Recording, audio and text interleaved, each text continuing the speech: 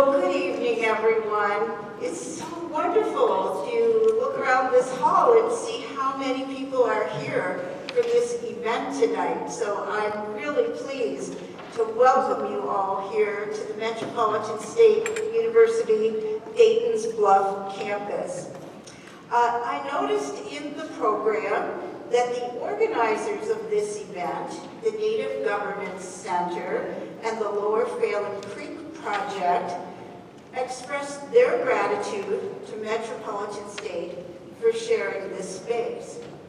But of course, it's actually Metropolitan State which is grateful to our friends at Lower Phelan Creek and the Native Governance Center for bringing the event to our campus. Because our university owes an enormous debt of gratitude to the Native people of Minnesota, and particularly the Dakota, because we have benefited from the colonization of their land. For thousands of years, Native people used this beautiful location, and you can see overlooking the great Mississippi River. Everything behind us was a beautiful woodland, which was abundant with wildlife. And this was their summer home. We know just down the road a short ways is Mounds Park, named Mounds Park because it still contains the ancient burial mounds of Native peoples. Just below us, down the hill here a little bit, is the sacred walk-in teepee, which our colleague and friend Maggie Lawrence, as director of the Walk-in Teepee Center and executive director of the Lower Phelan Creek Project, is working so hard to restore and to build an interpretive center, which will help to inform more people about the long history of this area. So really, we are so honored to Maggie and to Wade that you brought this event here. Our university emphasizes lifelong learning in the importance of honoring knowledge that resides in communities. So tonight in that tradition, I'm actually here as a student to learn from experts in the American Indian community about how we at the university can do a better job and a more effective job of acknowledging the sacrifice of the Dakota and how we can demonstrate our gratitude for this beautiful land which we occupy. One thing that I know is important in land acknowledgement is that it can't just be a recital of gratitude or honor. It must be backed up by real actions that honor and make some attempt to atone for the wrongs of our ancestors. At Metropolitan State, we are striving to find the ways to act by supporting the educational needs of our American Indian communities, as access to education is a critical need for the Native community, which has the lowest rate of post-secondary degree attainment in all non-Euro-American communities in the state. Now, please understand that the low attainment rate is not due to a lack of talent or ability or desire, but because American schools have been places of significant trauma for American Indians. At Metropolitan State, we're seeking the ways to overcome trauma, restore trust, and help Native students develop their talents and skills. Let me just tell you a few ways in which we are doing so.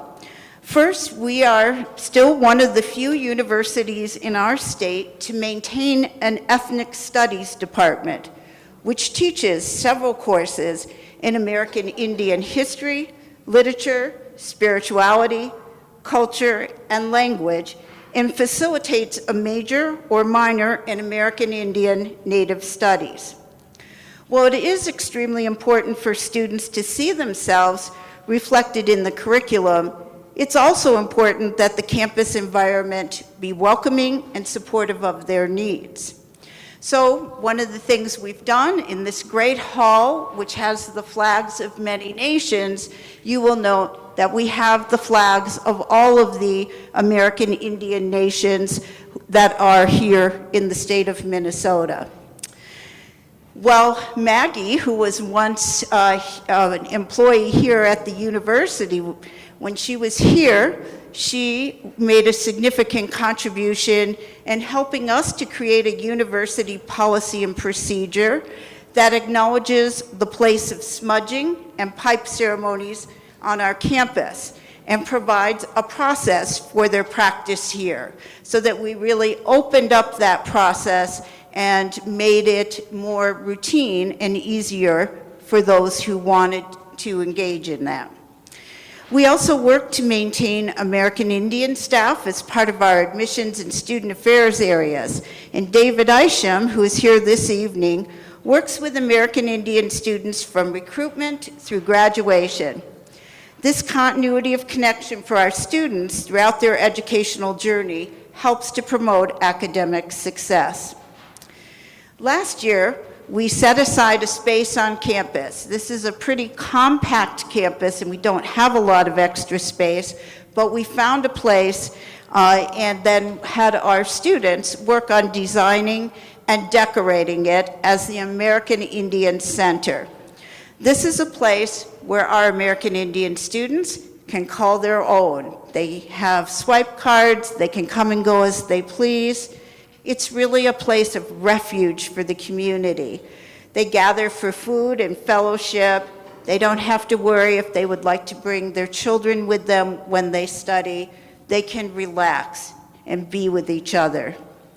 We also have provided a small separate space nearby where an elder or spiritual advisor can also come and hold private consultations with students.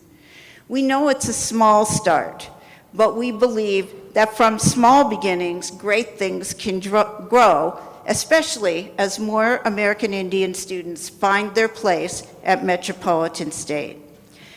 Finally, I want to recognize the members of Metropolitan State's American Indian Advisory Committee, one of whom is tonight's moderator, Don Eubanks.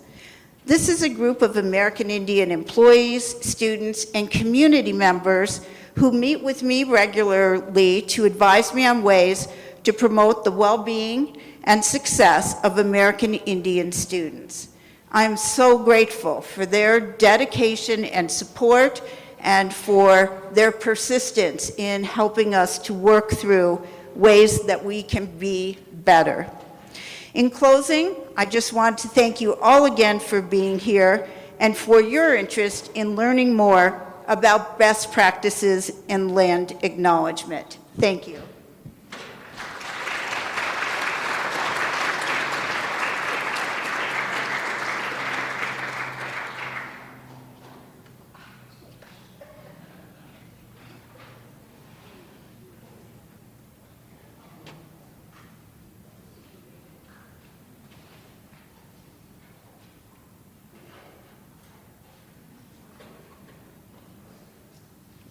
At this time, I'd like to bring up Wayne Ducheneau II and Maggie Lawrence.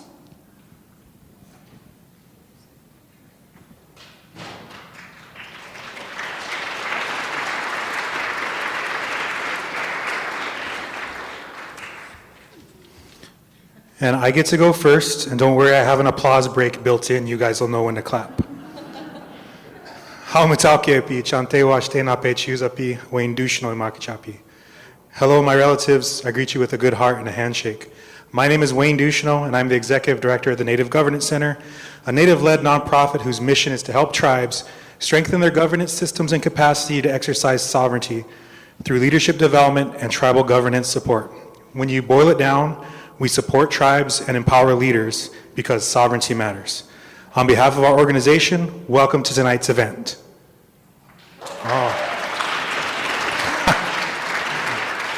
Our topic of discussion tonight, land acknowledgement, is vital to the good work that we all do. When done properly, land acknowledgement helps set a tone that begins to illuminate for people the fact that there's a wisdom within this land and its original inhabitants that should be recognized, celebrated, and learned from.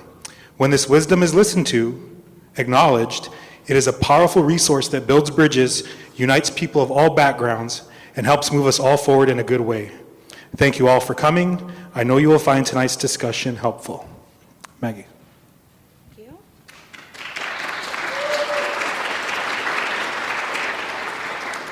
Hahepe washte, Maggie Lorenza Makiapie.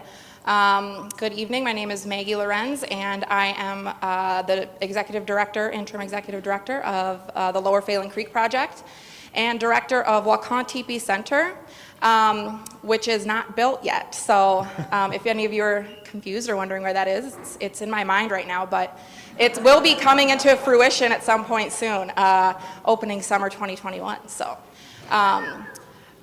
We're really excited about the work that we're doing at Lower Phelan Creek to build this cultural interpretive center and environmental interpretive center, which will be actually very close to here, down below Mounds Park in Bruce Vento Nature Sanctuary, where, as President Jenny Arthur mentioned earlier, is the location of Dakota Sacred Site here, right here on the east side of St. Paul. That's still very much important place and a place of connection for our community. And we're really excited to bring some more awareness and connections and education to the community about not only that site, but the larger Imanijaska or St. Paul area, and all the different sites and significance of this area to the Dakota people. We organized this event here tonight because Native Governance Center actually connected with us and asked if we'd like to partner, and they've been a great partnering organization. We've had a really great time. Me and Michela have had a blast. There's Michela back there. She's the other half of Lower Phelan Creek Project. And we had a really fun time putting this together. We hope you guys enjoy it. But we did this event really as a response to a lot of community requests that we've been getting about we want to incorporate land acknowledgement practices into our work, and we don't really know how to do that. So we put this together as much for as a response to what the community needs were, but also this is kind of an emerging topic, and I'm really excited to hear what the panelists have to say about their thoughts so that we can all learn about this together. So thank you so much for coming. Thank you Metropolitan State University for hosting. This is where I graduated, and I also got my first taste of career life as a grown-up. I worked here for about 5 years before I made my way out into the world and did some other things. So this place has a special meaning for me in multiple ways, so I really appreciate being here with all of you tonight. So thank you. Pidamaya.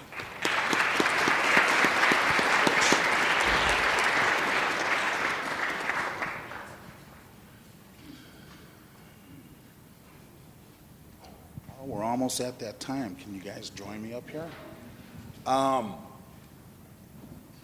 the panelists are coming up, Jenny actually took some of my thunder. I teach in the School of Social Work here, and I really love our program because we have a strong multicultural aspect to our program. And one of the classes I teach is called Comparative Racial and Ethnic Analysis. Tough class for our incoming social workers to take Monday morning at 9. It's their first class, and they get me. They see me. But in that class, one of the first questions I always ask all the students is, how many tribes are there in Minnesota? How many? Okay, good. I have yet to have a student answer that question correctly. They don't have a clue. I was going to tell you, don't look up and count the flags. But I bring that up because of the invisibility of who we are as a people, even where we're located. But it's interesting because I'll ask the students, well, start naming me the casinos. And they'll start naming the casinos. And I'll look at them and say, well, who owns the casinos? But there's a disconnect, right? So welcome. I look forward to the panel myself. A month ago, Maggie Lawrence reached out to me and asked if I would do this. And of course I said yes. And I jumped at the opportunity.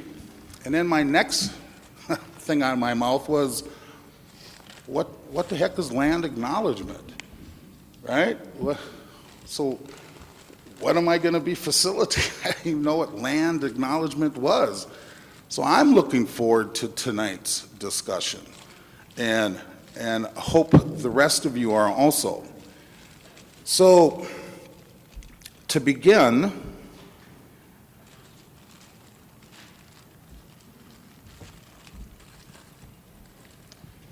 I have a set of questions, and I will ask a question, and I will leave it open to our panelists. And I guess before we do that, I should probably introduce our panelists. I knew there was something I was forgetting. So tonight we have with us Kate Bean from Flandreau, Santee, Dakota, in Muskogee Creek. She is director of the Native American Initiatives with the Minnesota Historical Society. We have Mary Lyons, a Leech from the Leech Lake Band of Ojibwe elder. We have Rose Whipple, Asante, Dakota, and Ho-Chunk, a youth activist.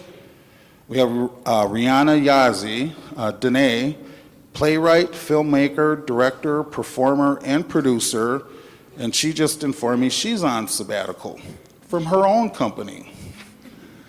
And we have Shante Maza McKay, Spirit Lake, Dakota, Dakota language professor at the University of Minnesota. So to kick us off, the first question that I have, and any one of the panelists can jump in and answer these questions. I'll just kind of look at you, and whoever kind of gives me that nod, all right. As an Indigenous person, what has your experience with land acknowledgement looked like? It feels like we're on Jeopardy or something like We're on Jeopardy. I can take that. For $1,000, I'll take that. It's a daily double. It's a daily double here. I'm also at the United Nations, and I also travel with the Indigenous grandmothers of the Sacred We and with the Global Wisdom Keepers.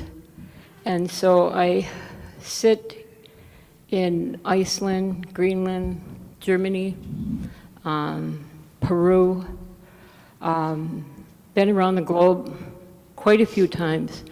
And I sat with the elders. And I think what happens when we talk about land is we speak very territorial, and that we forget about the essence of humanity. And when we speak of territorial with us Indigenous, it isn't meant to be in a negative content. So if I was to ask each one of you, like this young lady here in the black, she's probably thinking, oh God, she's going to ask me a question. So if I asked you, where are you from? And your response would be? South Dakota. And I would say, no, you're not. If I would say to you, Anin, in my language, I would ask you to say hello in your native tongue, and that would be? Hello. And see, and I'd say, no, it's not. And so the reason I say this, and I apologize, I by no means want to, intimidate you, insult you, or anything. But this is the simplicity of what we're talking about is land, and the whole diversity of it is planet Earth is home to us all, and that makes the whole essence of humanity.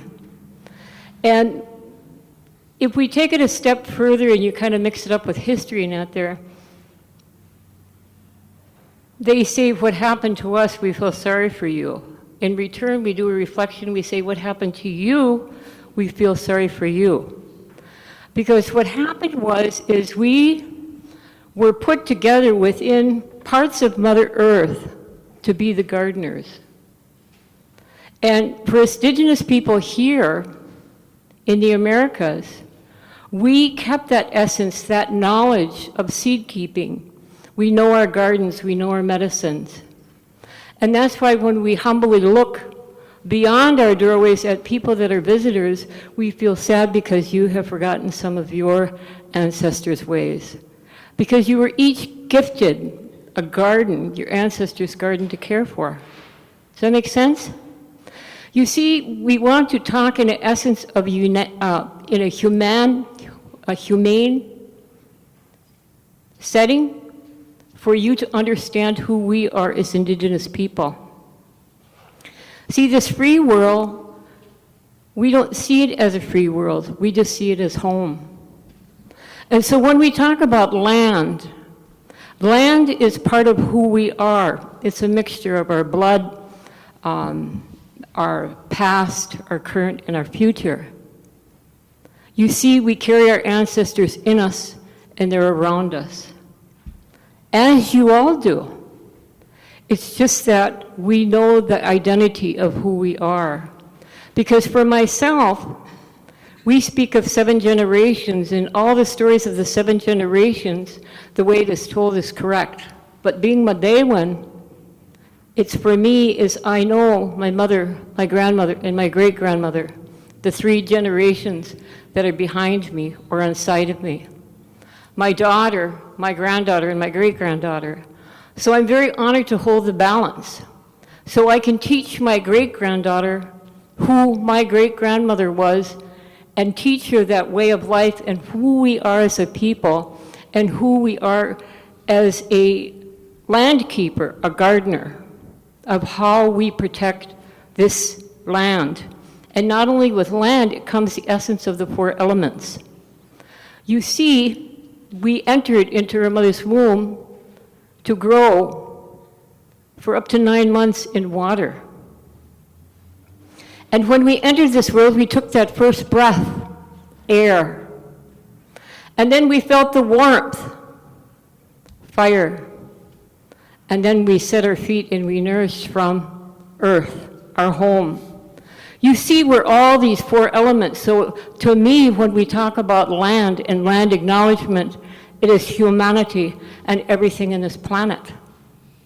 You can't separate it, you can't put an ownership on it, because if you do, you start to prostitute it, and that's not what it was meant to be. You see, those 4 elements shows no prejudice. Man or woman did that. And that's the same way with the separations of land. Within this land, we tell the stories, those ancestral stories, of what they did and how they gardened and how they kept us alive, because the hardships they walked for in the beginning, we keep those stories with us, so we sit here for the freedom and to teach our children the memories of what they went through. We kind of say the hell they went through so you could have heaven. Does that make sense? So to me, when you ask that question, I can't make it as an ownership. I have to speak in essence of humanity as the oneness. Miigwech.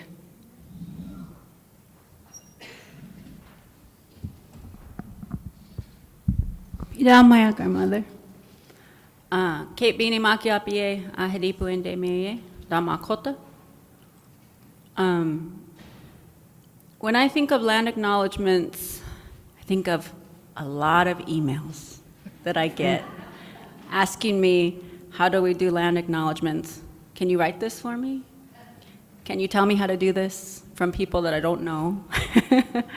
But I also think of a lot of emails from colleagues and people that I work with who have a really good heart and they have really good intentions, wanting to do it from a really good place. And so, you know, for me, as a Dakota person and as a Dakota, my family, I'm a citizen of the Philandro Santee Sioux, the Wakpali Pakshan Yate. Our flag's not up there. We're still in South Dakota, but I come from Kaposia. I come from Black Dogs Village, which today is Egan. I come from this area going back generations and generations, but often we're not acknowledged at all. I came through the Twin Cities as a community college student, as someone who didn't graduate from high school. But I came through the community colleges within the Twin Cities not seeing any Dakota history classes, not seeing any Dakota language classes back then, and not seeing my tribe or my community represented whatsoever. And that's hard. I think often with land acknowledgements, what we all need to realize is it's a first step. I think there's a lot of opportunity there. I think that there are other countries that are way far ahead of us. If you look at Canada, if you look at New Zealand, if you look at Australia, and there's these other spaces that know how to do this better than our country does right now, know how to acknowledge. Because we're really far behind in this country, and at this point, we're seeking acknowledgement and action at the same time, and that can be really hard to do. But I do appreciate the opportunity to be here today, and I do appreciate when people come to me with a good heart and have really good intentions of how to be inclusive. Because that's sort of, I think, a lot of us up here, we've kind of sacrificed ourselves and our own sort of emotional sanity sometimes to the type of work that we do. Because we are on the front lines, and we're willing to do that work because we know that it's important. And so we are here to help. I think the one thing is to make sure to realize it is a first step, and it's not the only step, that it's a piece. It's a piece of something, and it needs to come with something else. Piramea.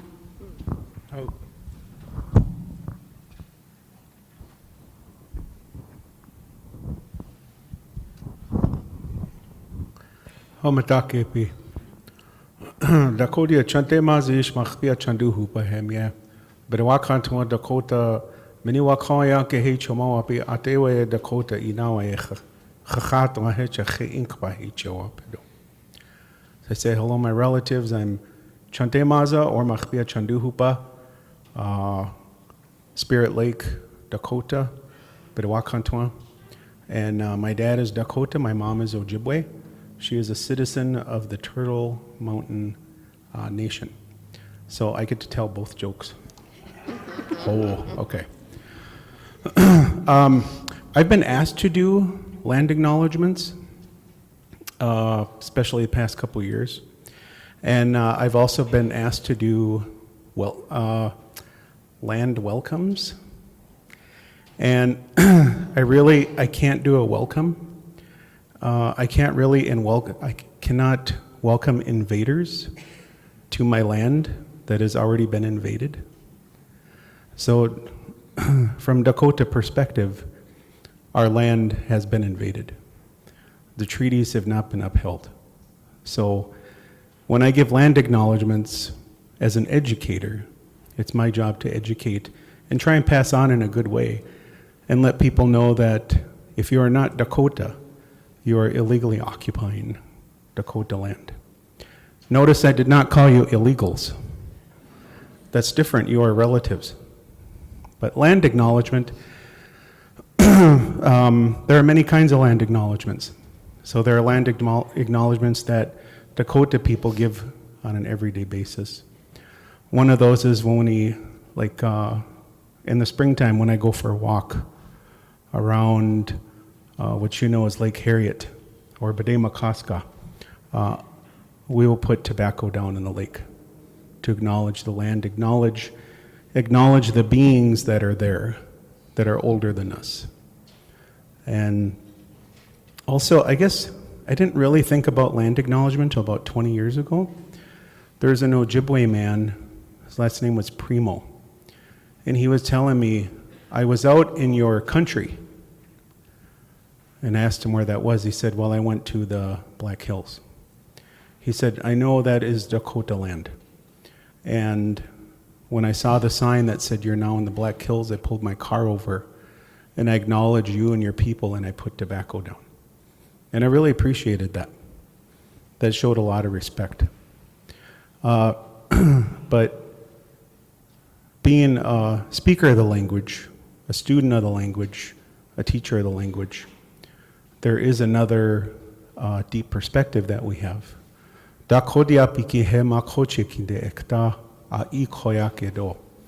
language is directly tied to the earth. So acknowledging the land, acknowledging not only the first people that were here, but also Mother Earth, and also all the beings that were here before us, because we're not God's gift to the earth. And in the Dakota world, we were the last ones here. So, he had to pick to do.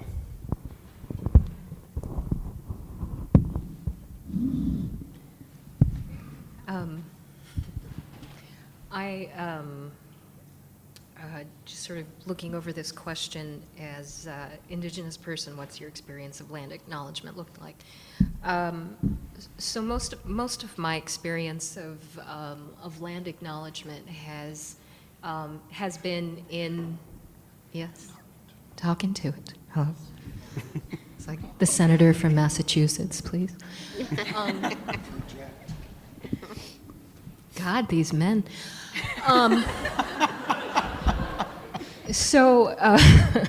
Well, my experience of land acknowledgement, and really the first place that I heard it was in the American theater. So that's been my life about the past 20 years, making theater and seeing I suppose, maybe perhaps purported to be the most liberal of the liberals do theater and arts, right? But it also is, so in the theater world, there's a big movement to try and understand what is land acknowledgement. And part of that has really come from cues from First Nations artists in Canada who do have a set land acknowledgement that's some protocols that are set. Predominantly white institutions use those, and I think that Native American artists started to push that here in the theater field.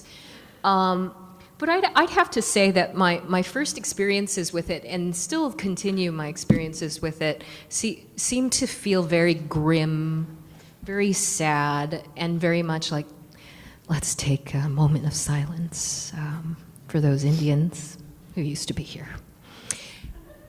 And, you know, in a theater gathering, I mean, I've been in situations where, like, you know, the crowd's happy, excited, you know, the people up at the podium are super pumped, the way our MC is tonight.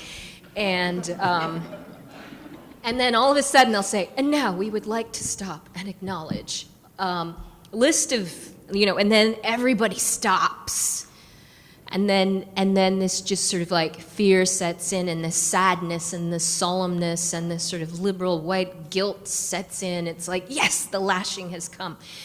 And then as a Native person being in the room, you feel like, oh my God, this feels terrible. It makes me feel like I'm at like a memorial or something. And I don't feel like, is that the most empowering thing?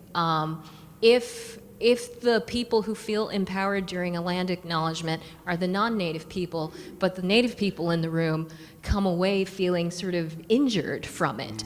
So you know, and I think also land acknowledgements sometimes can be a way of allowing, you know, dominant culture to just be able to say, oh yeah, we acknowledge that, but we get to keep the land and let's keep going. We're not changing anything, we're not doing anything. You know, so my experience of it, and then on the occasion, I will be the only Native person in the room at a theater event, and then some very nice intentioned person comes up to me with a list of like, hey, you really want to do a land acknowledgement? Here's a list of historic tribes that are here. Can you just like say something? And you know, and then nobody knows how to pronounce the names of the tribe. Nobody knows any people from that tribe. Nobody reached out to any of the tribal communities that are there. In fact, they assume that they don't even exist. I had the awkward honor to do that this summer at a theater communications group meeting. Someone came up to me with this exact same thing. And so I wanted to think of a way how can, first of all, it's a terrible task to be asked in that way. So I wanted to think about how do you leave Native people in a stronger, more empowered way because this acknowledgement has been said. And I also feel it needs to be a living celebration, not something that changes the nervous system into sort of an oppressed state. So, you know, I think also I've heard land acknowledgements that can be, you know, super militant too. And that's, you know, for some cases and some places that's extremely important. But it may not be the thing to do in every situation as well. Also, if you are on your own land doing programming, do you even need to acknowledge that to everyone that you're on the land? In itself is almost sort of like reinserting a memory of colonization. So I think it's a complicated thing. But I see that we have 4 more questions that are going to get deeper into it. So I'm just going to leave it there with a hmm.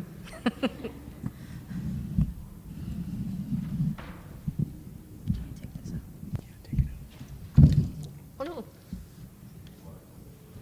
Saw it happening. Hamataki. Hello? Okay. Hamatakiapi, Rosabulamakiapi, Senti Hamataha. Hello, everybody. I'm 18 years old. I live just up the street. Grew up on the east side. And I feel like when I hear land acknowledgements, I never hear people talking about giving the land back. I always hear, you know, this was Dakota land.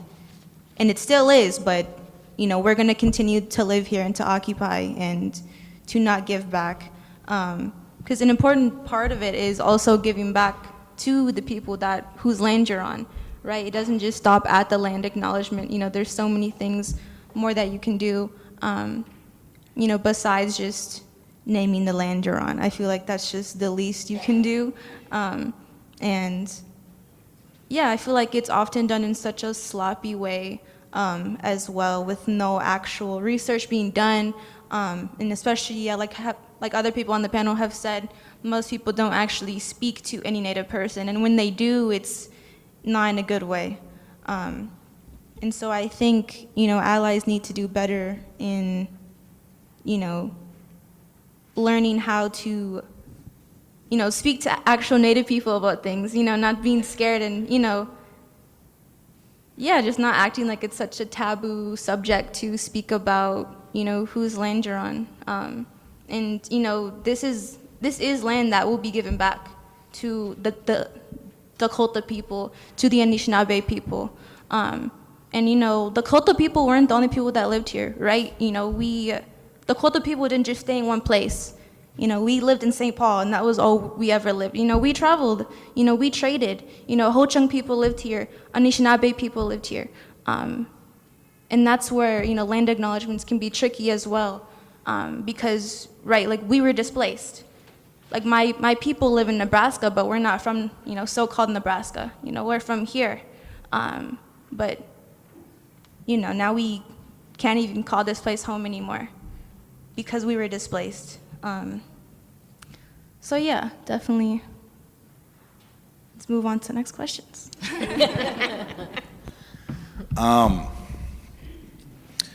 So, as I look at these questions, and your answers kind of covered all of them, let's, can we get some examples of a good example of land acknowledgement or a bad example of land acknowledgement?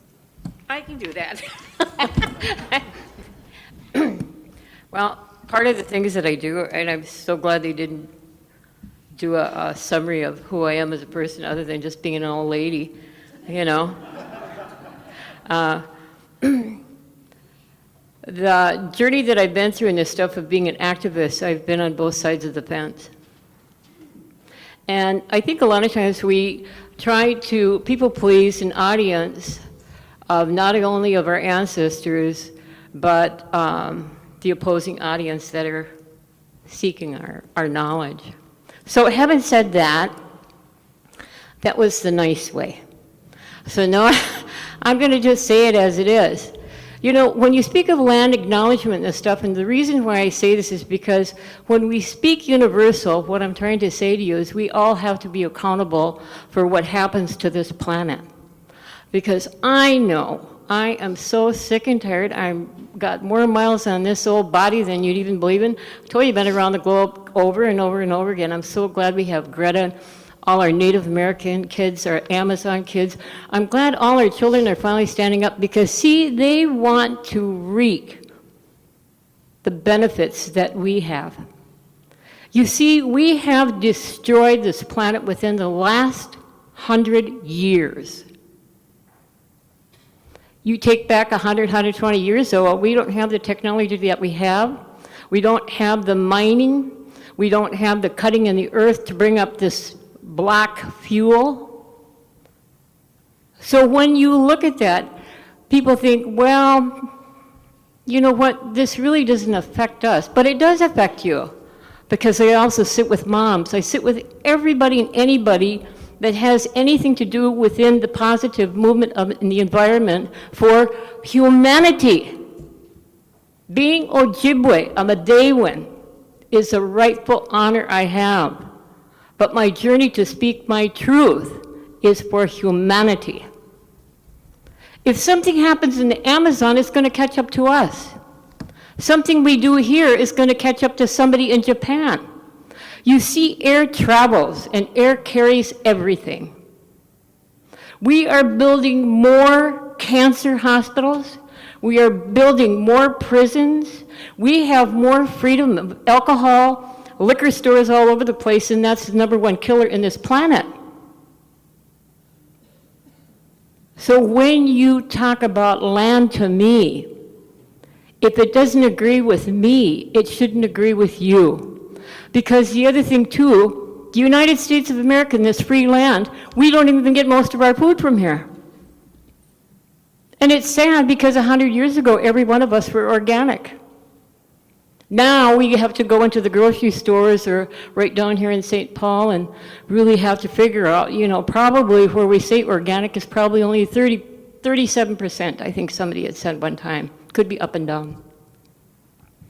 I know a lot of organic farmers and this stuff that was out there ready to get certified, and their certification, it came when they got their test came back, they had to dig up all their whole farm fields and this stuff, and they had to toss it because of the fracking.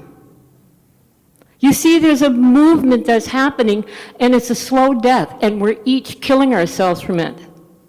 So if you want to talk about land, let's talk about land. Because what happens on my territory is going to happen on your territory.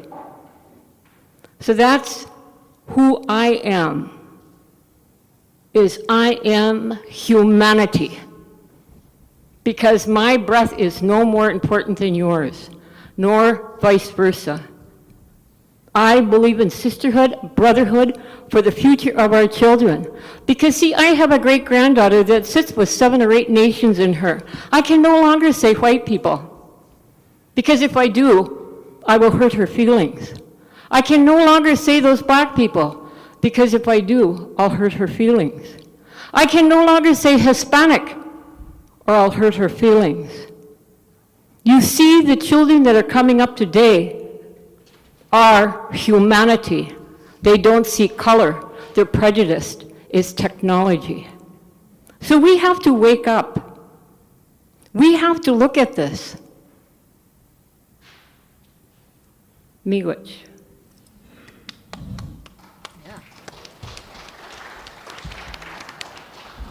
That's okay.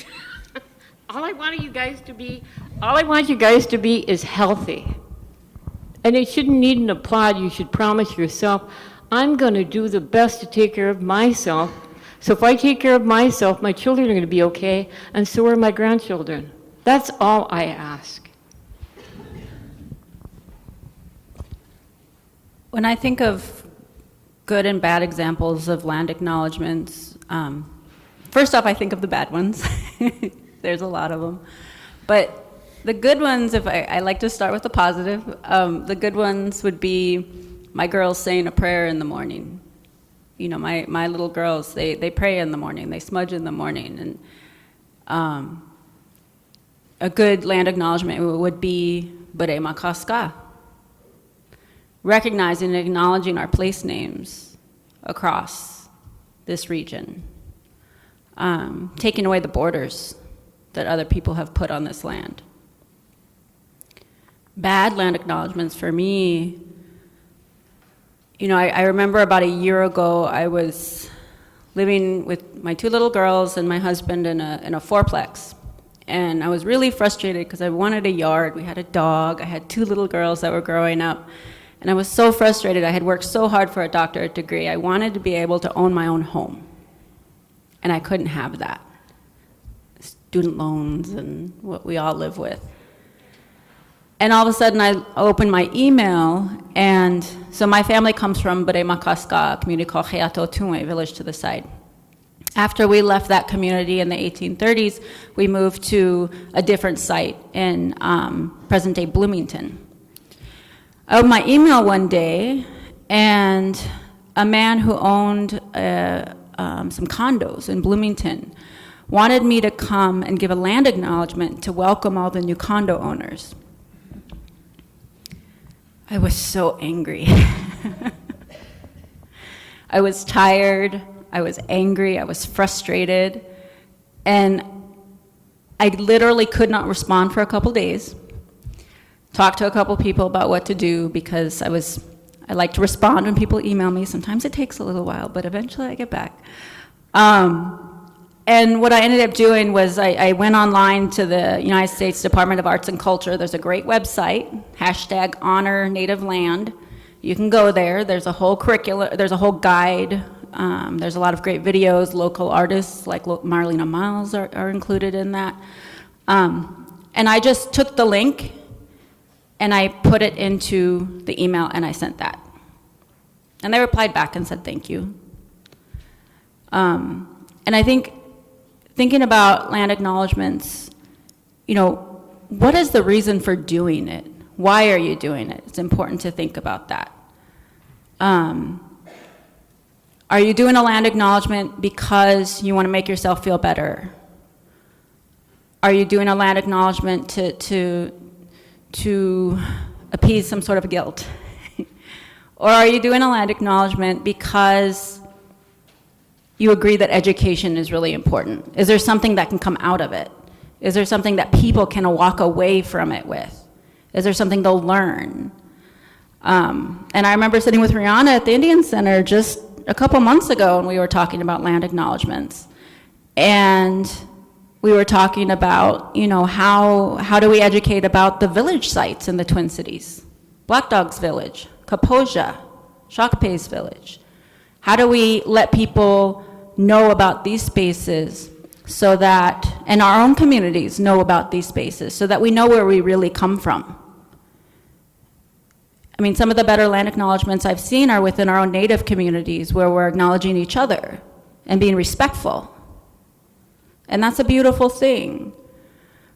The other piece to it that I think is really important, I work for a large institution, the Minnesota Historical Society, and there are 26 sites across the state, and I'm trying to get the institution to also sort of break out of that cycle of only working around those sites, because we need to work with that throughout the state.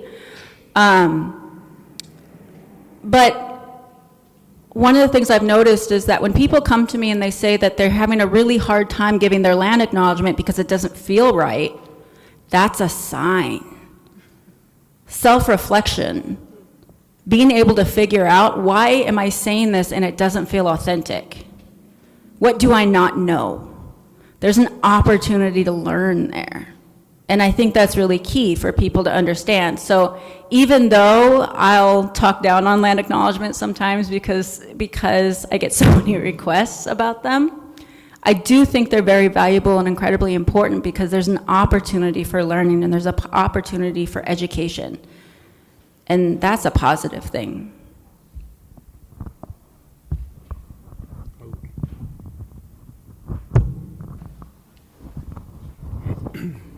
Well, also, I just wanted to say that each and every one of you can do a land acknowledgement. Okay? It's not, don't just ask your local native person to do it. Plus, our land acknowledgement is going to be a little different from your land acknowledgement. If you are not Indigenous, your land acknowledgement should be, so in this area, like I said, you should know that you are illegally occupying. You should know your treaties. You should know your history. You should know how things came to be. As opposed to if we give a land acknowledgement. Also with land acknowledgement, so an example of a bad example? We just want to acknowledge the Indigenous people whose homelands we stand on. That's a super basic one, right? And I've heard that one many times. But first off, who are the Indigenous people? Are they still here? Because for Dakota people, we're still here. Hinach ded uyakum pido. We're still here. So please don't talk about us in the past. We're still here. And according to international treaty law, this is legally our land. So the United States did not uphold its bargain. So you hear a lot of tribes, a lot of nations bring that up.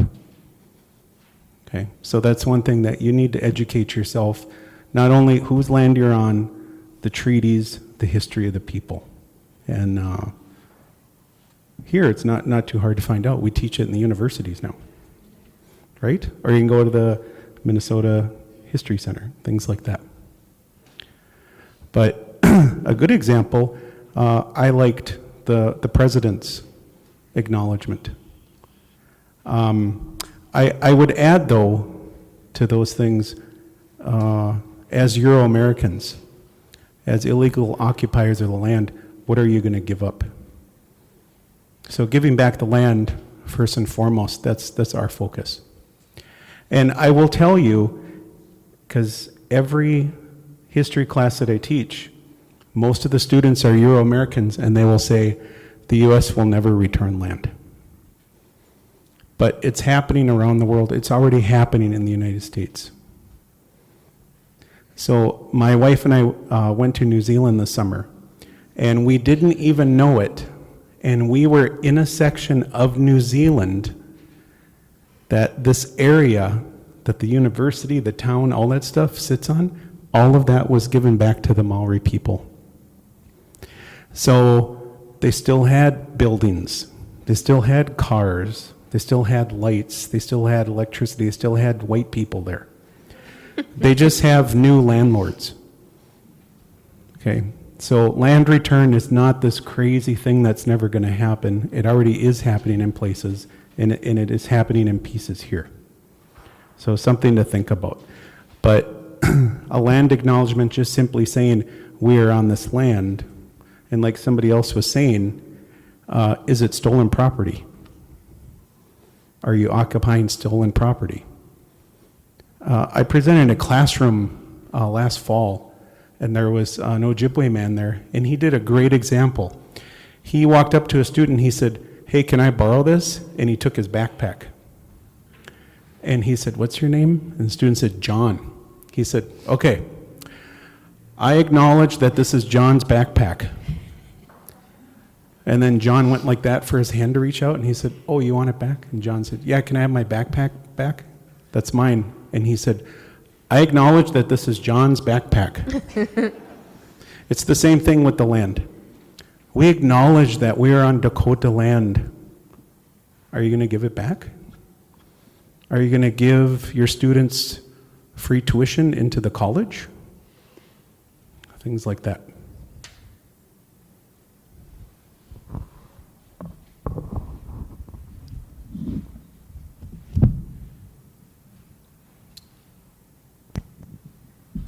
I don't think that I've ever really seen a good land acknowledgement except for, of course, by Indigenous peoples. But I think ways that you can do a good land acknowledgement besides just saying this is the Kulta land is, maybe each time you do a land acknowledgement, you go online and you learn the Kulta word and you teach that. This is how you say hello. This is how, you say goodbye. This is how, you say the name St. Paul. Things like that, are very easy things to get people thinking, about the Kulta people and about, right, there are people that still live here that still speak this language. And another thing is, there's still an ongoing genocide of Indigenous peoples, across the world and especially, here in Minnesota, in the United States. There's things going on right now in Minnesota, right? I don't know how many of you guys have heard of the Line 3 pipeline, but, bringing local things that are happening and how, the people in the room can help. The wild rice you guys ate today is endangered. It's an endangered species, and it's, a sacred food to many Indigenous nations within Minnesota. And so, bringing those things up and telling people how they can actually, make a tangible change within their community to help, Indigenous peoples and fight alongside them is really important to do as well. And, I feel like many people don't really understand, why should we do a land acknowledgement? Why is that a thing, right? Because, they still live here and they're still alive and, they're here and there, but at the same time, if I'm sure many of you guys have kids here. If you go and ask your kid, whose land are you on? Can you name any native tribe? I doubt that they could. Many people still call us Sioux. People don't even know the actual, names of the people who live here, and they're still calling them by these colonized names as well. And, in school, American Indian, right? We're not Indian.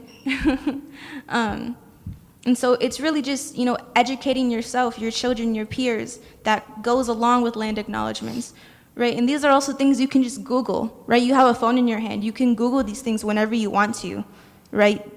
There's the Kulta language dictionary online. You can find that very easily and learn any word you want to know. You can learn a sentence. You can teach your kids. It's very easy, so, yeah. Go ahead, Kate. Well, just really quick, I was going to mention another resource of a good example of a land acknowledgement that has written down is Rick Smith from the University of Minnesota Duluth. They did a great land acknowledgement on their website, and so you can Google that and look it up. Their land acknowledgement, he actually took it to the Minnesota Indian Affairs Council and got tribal historic preservation officers throughout the state to all give feedback on it, and I saw him do that, and it was really powerful to see.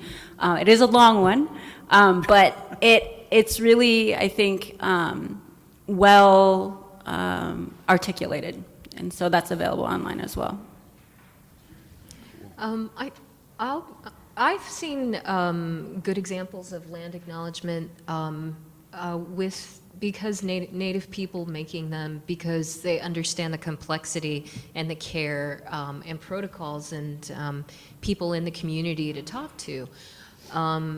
There's a really complicated land acknowledgement sort of debate that's happening in the territory of Manhattan right now, and it's a big thing in the Native theater community and just the theater community there in New York that actually does do these acknowledgements. It's complex because there's one group of artists that say it's Lenape land and another group of artists that acknowledge that Manhattan was a place where many tribes came to trade, and then on the other hand, the Lenape are also trying to get federal recognition in New York, but they're not including Manhattan. So by doing a land acknowledgement in Manhattan that only includes Lenape people, it could actually be brought against their case for their sovereignty. So, I mean, there are a lot of political implications for doing a bad land acknowledgement. You could actually undermine, in some cases, and it's very true, the sovereignty of some nations. Very good land acknowledgements that I've heard acknowledge people in the past, present, and the future. And the thing about, I think that for me, as somebody who doesn't live on her land, I'm Navajo, and there isn't a city like Minneapolis on my land. So that's another sort of complicated power dynamic. So why do Native people emigrate to different places? For a lot of the same reasons, for livelihood, for relationships, for jobs, for what's available in different parts of the land. And Native people who aren't from those specific tribes of that land are still really vibrant contributors to that community. And in some cases, the local Native people have been so disenfranchised that an influx of other Native people really helps to bring back their power.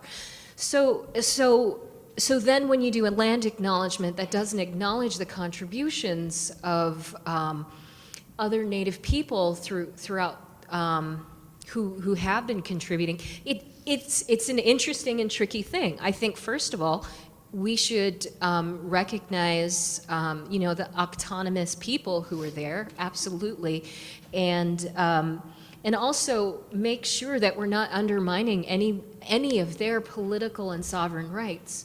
But I also think that there's another layer of the sort of the additional community and culture that's brought when many different tribal people come together in a community like Minneapolis. For example, there's not a lot of Dakota people coming out to the Navajo reservation, to get a job in theater, right? But it's an important place for me to come to Minneapolis to do theater.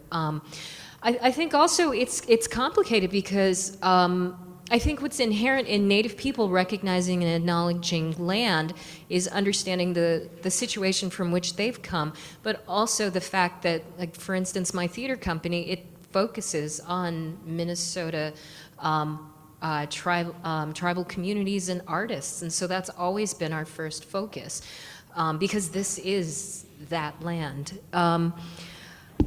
So I mean, I think when we do land acknowledgements, and when I feel good when I hear land acknowledgement, it does that. It incorporates the autonomous, the present, and the future.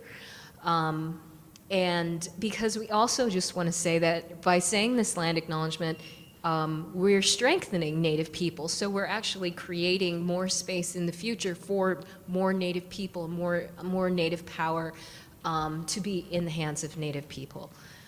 And then also this land acknowledgement that I'd recently heard by some artists, Muriel Tarrant in New York.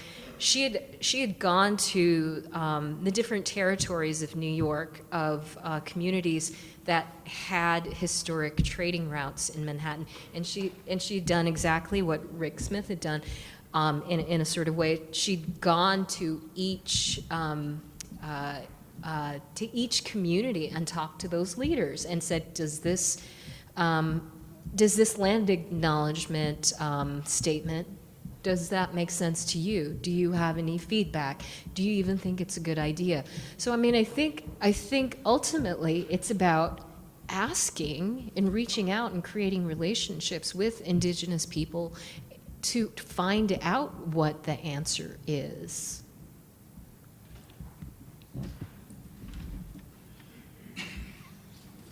You know, often, not often, every once in a while in the classroom or out on the street, I'll hear discussion about our treaties. And sometimes those discussions will center on the legality of our treaties, whether or not they're still in place, whether we have to honor them. And often my gut reaction when I'm asked that question is, well, if the treaties, you know, if you're suggesting that we don't honor the treaties or the treaties no longer are in place, then let's start over. You give us the land back, and then we'll renegotiate.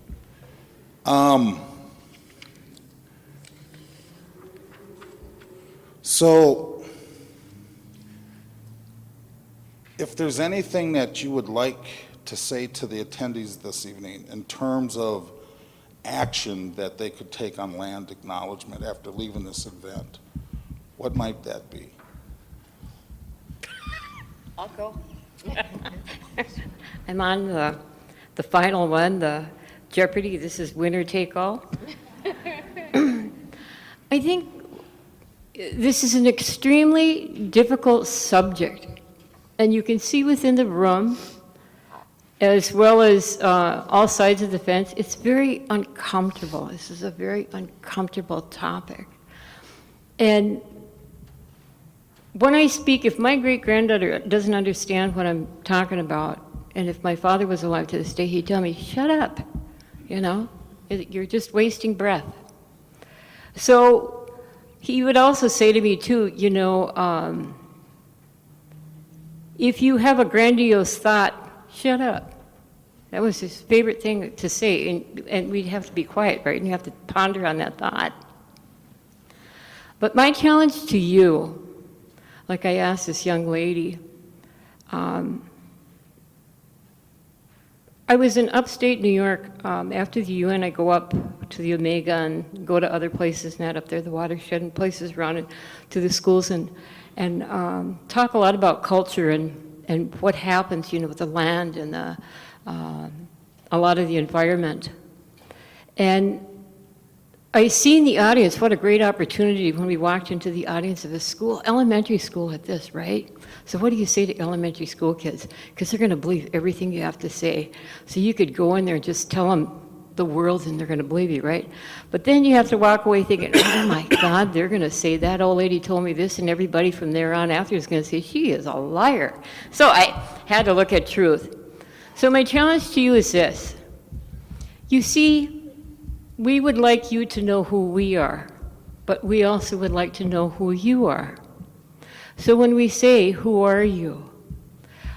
The best thing you can do is honor your ancestors, because all your ancestors, of all you people in this room, even ourselves, went through hell and back.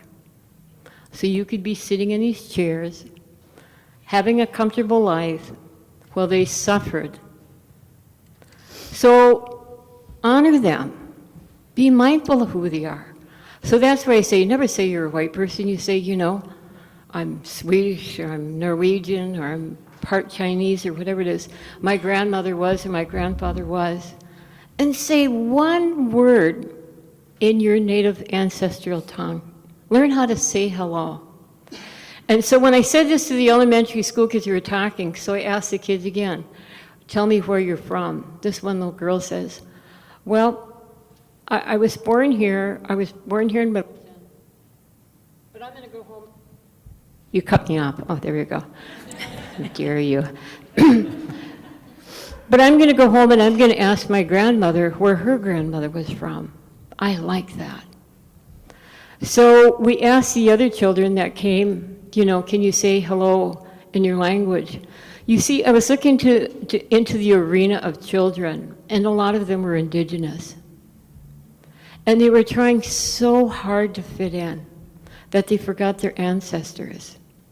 So I had to remind everybody in that school that it isn't just one side, it isn't just the Indigenous kids that are doing it. because it was a lot of the people that came here did it so well they forgot. So I challenged them, when you go home, ask your mom, your grandparents and stuff, where they originally came from. Ask them their flight, what brought them here. Learn how to speak your language. Because you know what? There's many tribes, many languages. You know, there's many fruits, there's many medicines of what that knowledge is deep inside of you. And once you start opening that gateway of your past, of who you are, I can guarantee each one of you, you're just going to start to glow. Because not only are you going to be very proud of who you are, you're going to make all your ancestors very proud, and it was worth that long road to get you here. So that would have been my challenge to each one of you. So to me, again, land acknowledgement is unity of humanity. Challenge yourself, because you know what? We're all relatives in this room. This planet here is our home. And so this oneness, we really have to start embracing, and how we embrace that is knowing where we come from. And it becomes more simpler, because when you say, oh, I'm this person and I'm that person, you sing the songs of your ancestors. And that invisible division starts fading. And people start smiling more at one another because they have a voice. They have their ancestors' voice. Thank you.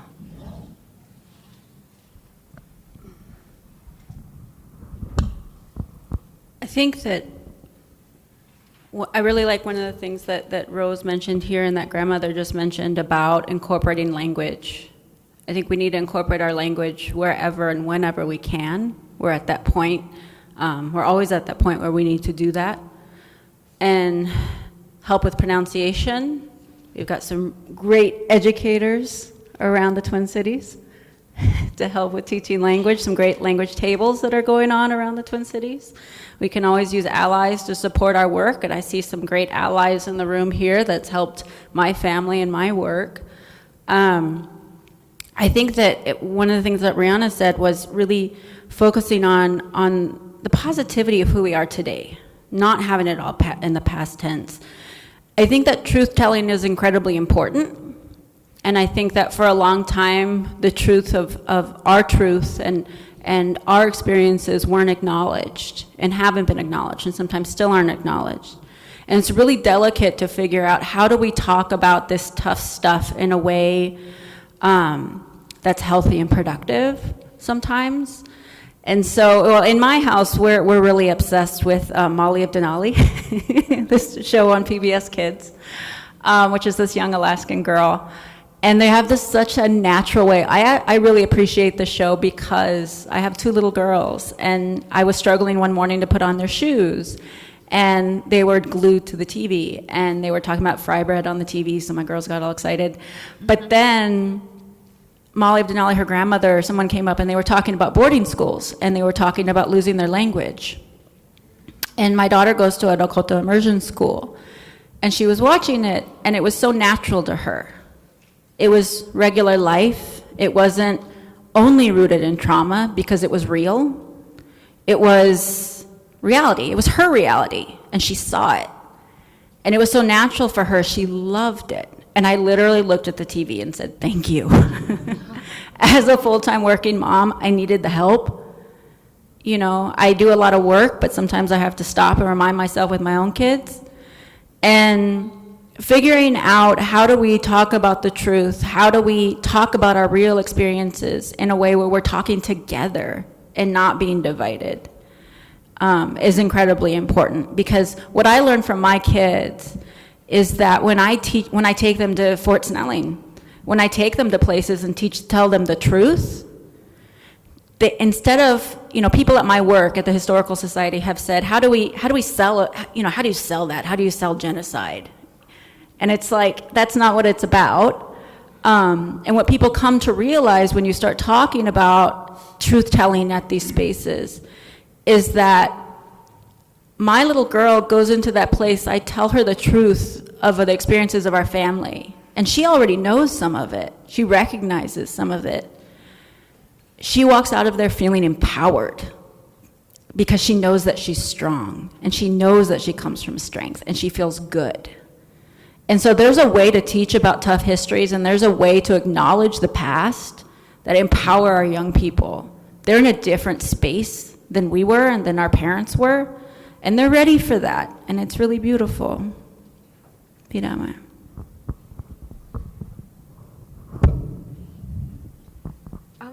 I feel like a way that folks can take action is, I think, in the different fields that you're in when you do a land acknowledgement. I think, first of all, ask yourself, why aren't there more Native people there?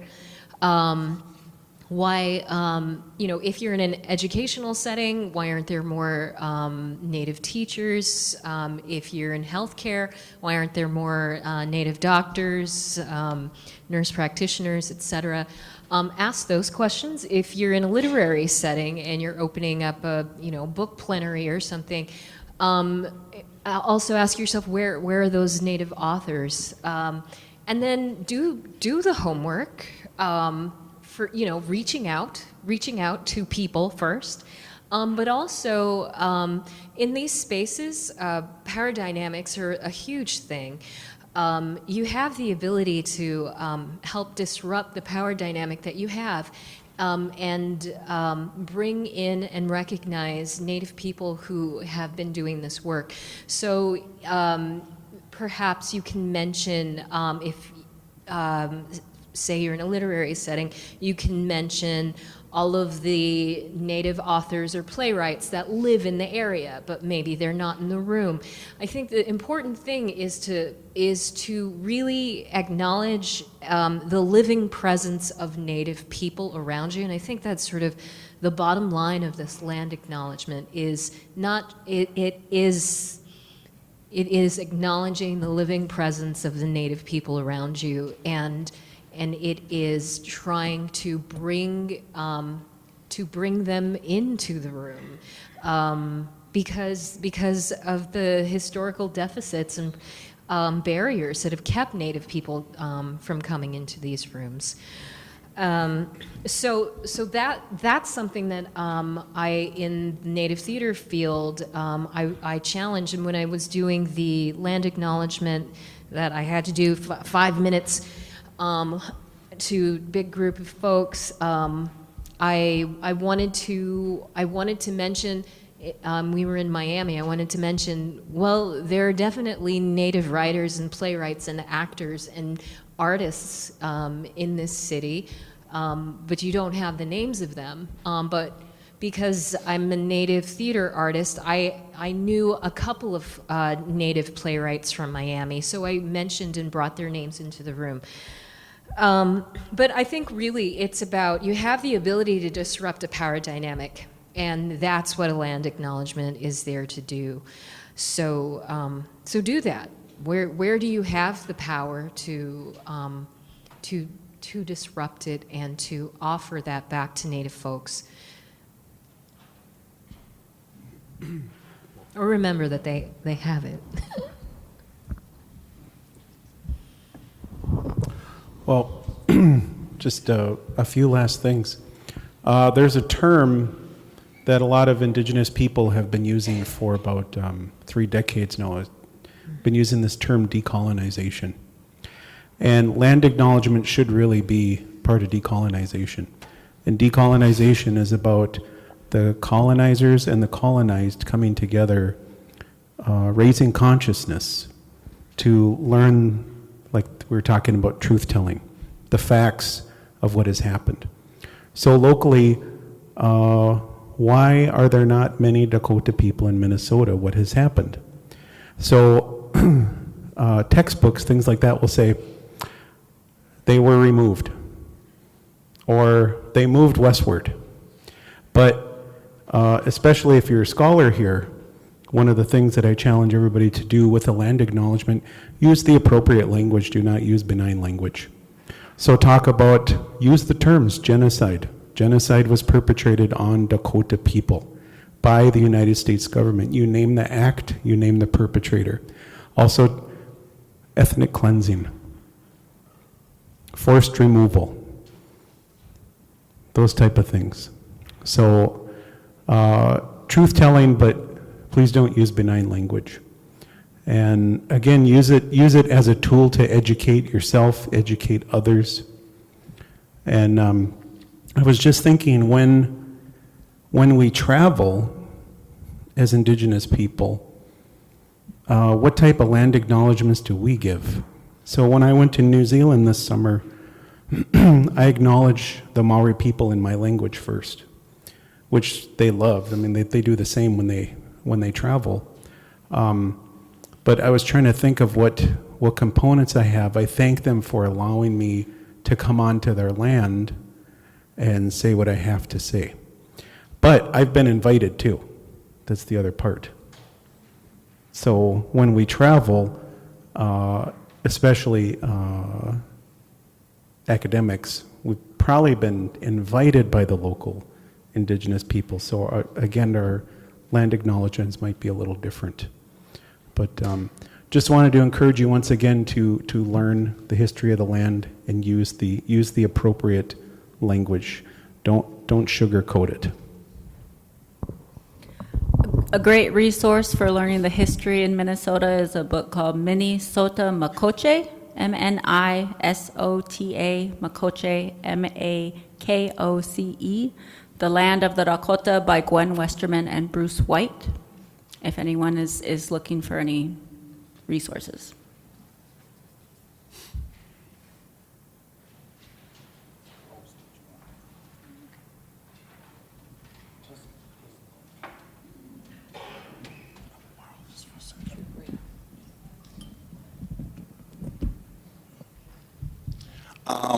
At this point in time, we'd like to open up the discussion for questions and answers from the audience.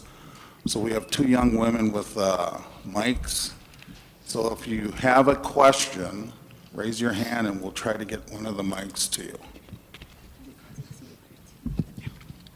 How buju and Dinoe Maganadug, how Matakiapi. I'm actually enrolled in a Turner Mountain band and a descendant from Siston Wapton, and I'm so grateful to be here. My name is Kyle Hill for everybody. I suppose I should stand up. So coincidentally, I got asked to do a land acknowledgement next Monday for the Minnesota Association of Psychology Training Programs. So I'm the clinical director at the Indian Health Board for our training program for doctoral level psychologists. And it very much felt like, I was grateful that they reached out to me, even though I'm new in this role. And I feel good about going into it, but I don't know what a land acknowledgement is, right? And so when I've heard them, it's very, very basic, just acknowledging, hey, we're on Dakota and Ojibwe or Anishinaabe land, and then we move on, because it's like, that's satisfying for me, but it's not necessarily a tool for education. And so in a selfish way, for my purposes, as you guys were talking, the acknowledgement that I thought of, especially in that space, and those folks who are responsible for educating the people who are helping our people in these communities and other people throughout Minnesota, I thought about acknowledging how, the colonial science of psychology doesn't acknowledge the land itself. Rather, it's only kind of focuses on the mind as if we have one mind, right? And so it essentially, we've been separated and displaced and removed from our lands. Therefore, the thought that belongs to these places, when we put down our tobacco, when we pray and we do these things, oftentimes we're displaced as well in our minds, and I think that goes along with the language that we talked about tonight. When we recognize the language, we're also paying homage to the land where we come from. And so my question was, whoever wants to answer it, I'd be grateful for any tips, in a way, for next week about how to bring that in. And one of the things they had talked about was this is going to be time limited. And I said, maybe I knew enough after not really knowing how to give a land acknowledgement. I knew enough to say, well, if it's time limited, it's really not a land acknowledgement. You can't just have an agenda and say, Kyle, you have to give this from 8 to 8:05 because our agenda starts at 8:15 or 8:30, So that's my question, just, what would you suggest? And I really got so much from each one of you, and it's very powerful. And just as an aside, I'm gonna walk away tonight feeling just empowered and so much more fulfilled from your beautiful words. So, that's my question is, give me some pointers. All right, I got this again.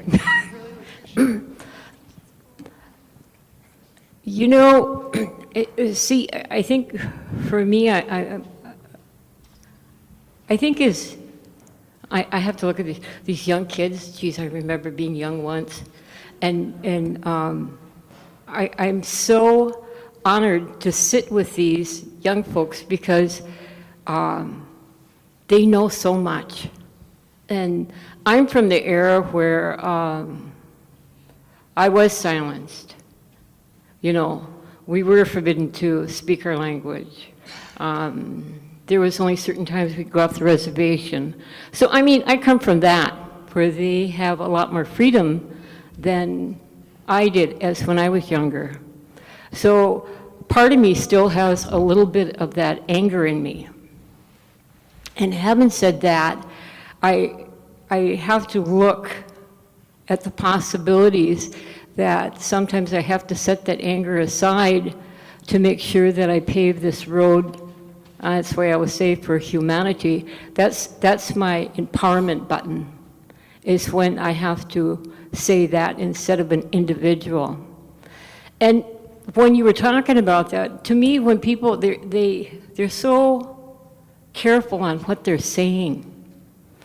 And when you speak about land is our home, it's our nourishment, it grows the trees on it, the trees, provides the oxygen. You can go on and on and on because we're all connected. And some of the craziest things that's happening today is that when we start destroying our land, such as we do with the sprays or whatever is happening, that our relatives in the forest are coming into our backyards because their food is being depleted from what man is doing to the air and to the ground and to earth. So when those animals don't have nothing to eat and they come into our backyard, what do? We get scared, we shoot them with tranquilizers, sometimes kill them and this stuff. So we're not learning nothing. We can talk about the bees and we want to save the bees and this stuff and out there, but I'm going to tell you, 9 out of 10, if a bee comes over and tries to sting you, you're going to hit it. So I think being honest about when you speak about land is that it just doesn't belong to a particular person. We're just caretakers. We came into this planet in our spirit and we entered this body. And when we leave, body's going to stay here and the spirit's going to go on, and we're not going to take this land with us. We're going to take the memories and we're going to tell our relatives that we did garden their homelands. But we can't really honestly say that if we're killing the forest by us ignoring what's happening to our air and to our water. Does that make sense? You see, you can't take one without the other. And if you think you are, you're just, like my dad would say, shut up. Because if my great-granddaughter cannot understand the appreciation of those 4 elements and humanity and this planet as home, then we failed her and I failed my ancestors. You see, I'm very proud of who I am, but I'm also very proud of who each one of you are as well, because you all are my relatives. And we were taught, even though you are on our homeland, what happened to us happened to your relatives as well. So we share in something. So when you talk about land, this is planet Earth. The shift in the movement, nobody owns it. We're gardeners. We cannot take a foreign tree and put it into, like, I travel with the grandmothers, and we're up in the North Island with Grandma Rose Petty, and we talk about, and she weeps and cries because they have all these foreign plants in New Zealand because they cut down all their trees and sold them off for beautiful flooring and homes and this stuff in another country. Well, it's the same thing here. We can't bring a foreign plant in and expect it to live well because we can't transplant life that way. But we do. If we did it to the plants, we did it to the people. We're going to continue doing it, so we need to stop it. That's what I talk about gardening. Know what is the natural order that is to be. You can't fool and you cannot use $50 words. You cannot people please anybody in this room. Because in the end, we all share that one breath. We all stand on this one earth. They say that old saying with money. You can say it with oil, you can say it with whatever. You know, I can look at my daughters and all my relatives that got their doctors, masters, and this stuff and out there, and you can look at this old lady here. The craziest thing what happens, and I'm going to apologize to the president, wherever she is, for what I'm about to say.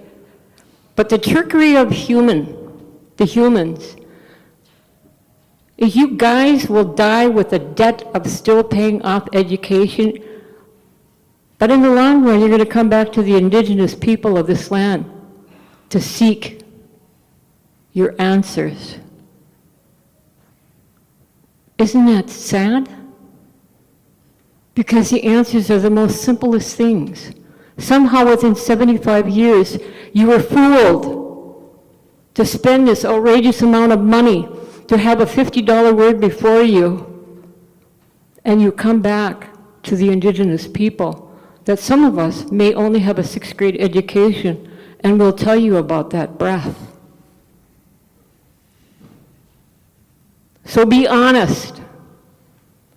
Because when you look in the mirror, that reflection's looking back at you as all those relatives.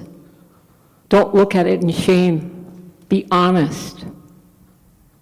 So when you talk about land acknowledgement, and when you talk about that, it's the simplicity of life, and it's the appreciation of that breath.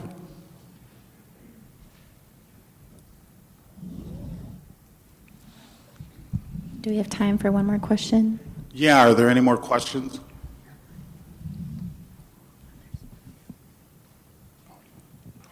Please make it a question. Well, I have a question as I'm walking for the question. I just have for Kyle. I know Ho Chunk lived in Blue Earth. I know. Well, how far back do you go when you acknowledge land? Because when I'm in the Twin Cities, all I hear is Lakota, Dakota land. For me? Oh. Well, we typically say we're Dakota. Lakotas are further out west. Same people, though. In this area right here, so some of us are kind of adamant about this, and I mean like really this area right here. There are many nations that have been here, have traveled through, are still here, but the Dakota people are the only people that can claim to be from this area right here. So down by the Bedote, down by where the two rivers meet, Minnesota and the Mississippi, that is a place of our genesis. So, and the other indigenous nations, they will back us up on that. So, yeah, so even the ones that don't like us, Ho. The Blackfeet are one of those. Yeah, they're from over there. It's dirty. So, but Dakota. So, and we're talking about, and we know our Tioshbais as well. So we're not really being exclusive of anybody, but we're just saying that, and also who entered into treaties for this area right here, it's the Dakota people, okay? The Ho-Chunks are here, have been here, and like you were saying, they were down by Makato, and they were also forcibly removed and ethnically cleansed from Minnesota simply for being related to the Dakota. Thank you. We're here with some people from our church, and we'd like to honor the land on which our church is built.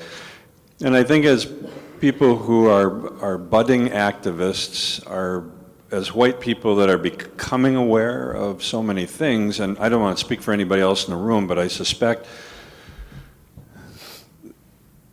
that there's often a confusion about wanting to do the right thing and wanting to do no harm at the same time. And just in terms of background, one of the things I think we've noticed at our church is the more we use new language, the more it creates an awareness, which creates some curiosity, which generally generates some education, which often creates activists in our congregation. So my question is it better to do a less than perfect land acknowledgement with the hope that that will create that chain of events as we learn how to do a better land acknowledgement? Or is that doing more harm than good to Native people to do an acknowledgement prior to the education that may lead to a better acknowledgement? I think if you ask 10 different people that, you'll probably get 20 different answers. I can say that for me personally, I think my own personal opinion is that we have to try and we have to start somewhere, and that starting it with good intentions and a good heart is what matters most. And that's where I think some of the basic land acknowledgements can be okay when things are starting, like for programs and things like that. But that's where the self-reflective piece comes in, where you acknowledge, okay, where's this discomfort? And I think that one of the things that's really important to remember is that one of the benefits of land acknowledgements is that we need to share in the discomfort. We've been uncomfortable for a long time. And I don't know what this thing is about, people not wanting to get comfortable. I'm uncomfortable every day in the place that I work, but I'm used to it. We have to share in that discomfort. We have to not be afraid to make mistakes, because that's where you become brave and that's where you learn. And also forming relationships. If you're not sure how to go about it, how do you form those relationships? How do you make sure that you have Native people in the audience? How do you make sure that you have Native people that you're speaking with, that you're getting feedback from, that aren't just checking the box for you, that you're actually forming real relationships? And part of that too, when I talk with people who run programs within my work, is that not just going to Native organizations and saying, what can you do for me? But going to those organizations and saying, what do you need? How can we be a resource for you? Can we host something? How can we support the work that's going on in your community? You want to support the work that our people are working incredibly hard in our communities on a variety of different issues and spaces, and we have our own schools. We're all, if there's anything about Native people, we're hardworking, and we can use the allies. And so how do you support Native-led work?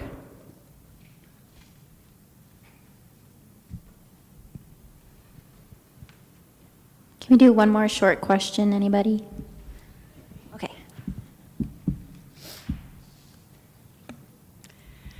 I have kind of a follow-up actually to that. The organization that I work for, we had our annual retreat at the base camp, and a Euro white woman did the land acknowledgement. And we had a Native woman afterward go to her and was offended and hurt by that. And they brought it back to the company, and it was actually an important learning experience. So my question is kind of twofold. I kind of was surprised to hear you say that it's okay but I get after you said it would be a totally different land acknowledgement if a European says it, but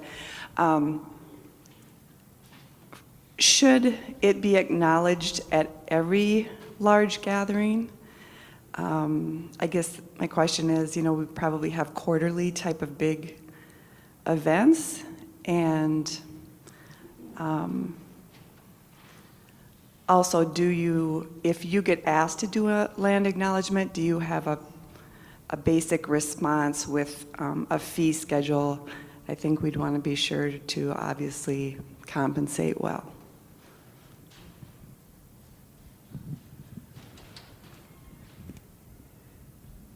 I think you've got to look at your circumstances. You did a land acknowledgement at base camp. Like, did you know where you were? Did you know what happened there? Yeah, I could see why Native women would be hurt by that. So I think just what Kate was saying about relationships, you know who the people are in your group? Do you know if anybody's Native? Have you reached out deeper into who you believe you are? Is everyone who you think they are? I mean, and also, should you have to do it at every large gathering? Well, why should you not do it? Maybe is my question. Is it because of the discomfort and the work that it brings up for the group to have to learn or to do? Why do it sometimes as opposed to all the time? What's the difference then?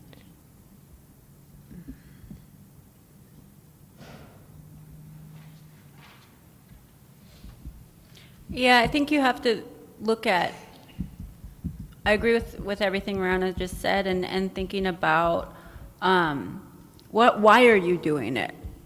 You really have to look at yourself and be self-reflective there and try and figure out, when am I going to, if this is something where I'm actually going to be inclusive, where I'm going to help share information, where will I have the biggest reach? When's a good time to do that? And that's really, something that you have to come to terms with on your own as far as when and where and how.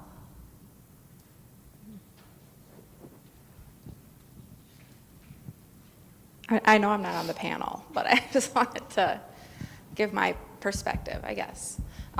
So to answer, or to offer my perspective on the one question you asked about, is a land acknowledgement needed at every event? I would, just remind, folks in the room about what the panelists have said about asking that question of why are we doing this? What is the end goal of doing this land acknowledgement? Is something going to happen from this?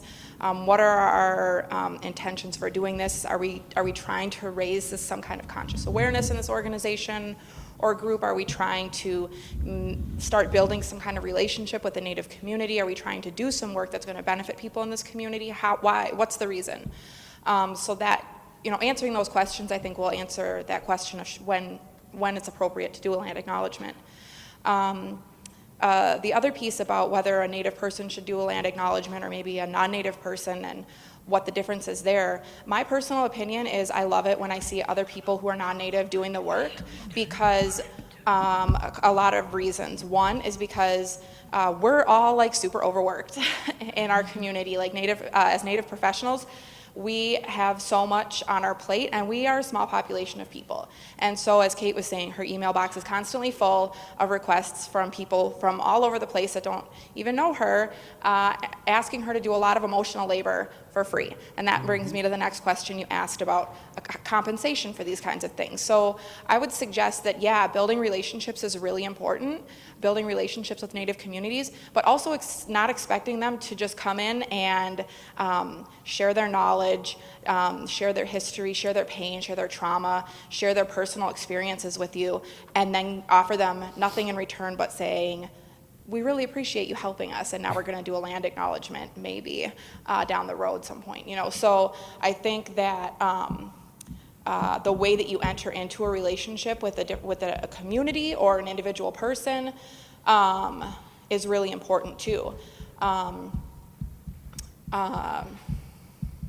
organization that I worked with at one point, I'm just not going to throw out any names, but was trying to work with a tribe and approach the relationship first coming in, and we do have some casino tribes in the state, and entered in that relationship more of, we would love to get some grant money from you guys. Let's start, can we talk to you guys about that? And this is an organization that had no Native people, they're very loose kind of affiliations, or not a very strong relationship with the Native community. That's not a great way to start a relationship with a Native community. So being mindful about how to start those relationships, and also thinking about if you're asking people to do emotional labor and real labor and provide input and consultation, what is the appropriate consultation fee that you might pay another person providing that kind of input to help your organization along. And I think learning about the communities in Minnesota, there's a lot of ways to do that. Way more than any of us could list, but do your homework. That's incredibly important. And throughout the state, a lot of our tribes have tribal historic preservation offices. Cheyenne St. John, our Tippo from Lower Sioux is sitting right here. We have experts and professionals in our communities who know a lot about our communities and our stories and our histories, and we know how to engage with one another. We have the Minnesota Indian Affairs Council.